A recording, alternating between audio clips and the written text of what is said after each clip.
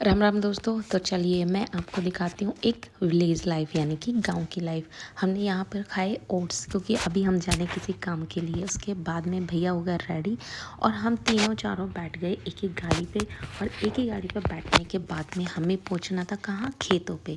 अब आप जानते हैं जो गाँव की लाइफ होती है उसमें खेती बाड़ी ये चीज़ तो चलती है और ये बहुत ज़रूरी भी है। अगर खेती बाड़ी नहीं करेंगे तो हम लोग खाएंगे क्या, और ये किसान लोगों के बस की बात है। तो ठीक है, गांव में हम गए, पहुंचे हम हमारे खेत पे। घर से थोड़ा दूर था हमारा खेत, इस वजह से हम गए बाइक से। वहाँ से जाने के बाद हमने खेतों में एंट्री की। अब कल जो मेरी छोटी सिस्टर थी और छोटा वाला भाई था वो दोनों आए थे, तो उन्होंने थोड़ा बहुत तो एक खेत था जिसको काट दिया, बाकी का जो था वो हमको फिनिश करना था। उसके बाद मैंने उठाए औज़ार और औज़ार उठाने के बाद में मैं चल दी हूँ क्या काटने, बाजरा काटने। अभी फ़िलहाल बाजरे की खेती चल रही थी और अब सर्दियाँ आने वाली, तो सर्दियों में राजस्थान में बाजरा मक्का ये चीज़ खाते हैं।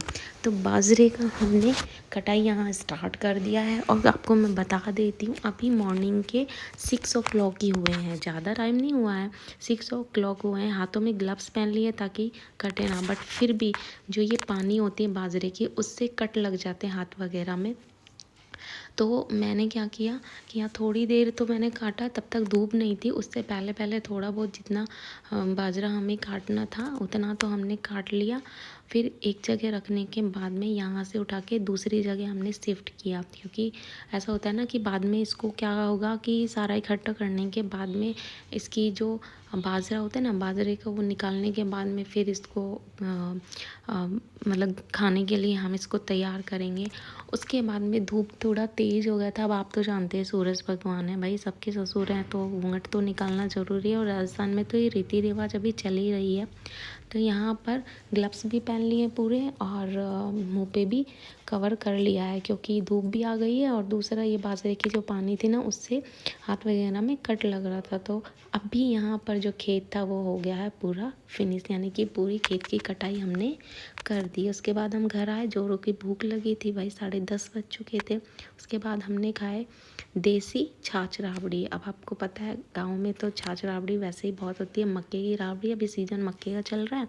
और यहाँ हमने छाछ राबड़ी खुद गाय भैंसों की अच्छी थी, मतलब देसी थी, शुद्ध देसी खाना। उसके बाद में आज क्या था कि मेरी जो छोटी सिस्टर है उसको देखने वाले आए थे, तो उसके लिए मैं चली गई हूँ चाय बनाने, क्योंकि मुझे यहाँ चाय नाश्ता करना था रेडी, और वो चलेगी नहाने भाई, उसको देखने भी तो आए हैं ना, तो ये काम करना ज़रूरी है। और मैं बड़ी सिस्टर हूँ तो मुझे ये काम करना ज़रूरी है, मतलब जिम्मेदारी बनती है भाई, छोटी सिस्टर को देखने आए हैं और मैं बड़ी हूँ तो मुझे ये जिम्मेदारी बनती है। यहाँ सारा काम फिनिश हुआ, उसके बाद में हम निकल गए हैं वापस हमारे दौसा के लिए। अब आप क्राउड देख सकते हैं गांव में क्या है, अभी भी बहुत से गांव ऐसे हैं जहाँ व्हीकल नहीं है, और व्हीकल है तो 1 या 2 हैं गिनती के, बहुत कम है। अभी मेरे गांव में भी ऐसा है कि व्हीकल बहुत कम है, यानी कि 2 ही बस आती हैं, उनके अलावा तीसरी बस आती नहीं है, तो उन 2 बसों में जाना पड़ता है सबको। तो क्राउड बहुत ज़्यादा होता है। उसके बाद में रास्ते में मैंने खाई आइसक्रीम, क्योंकि अभी भी गर्मी गई नहीं।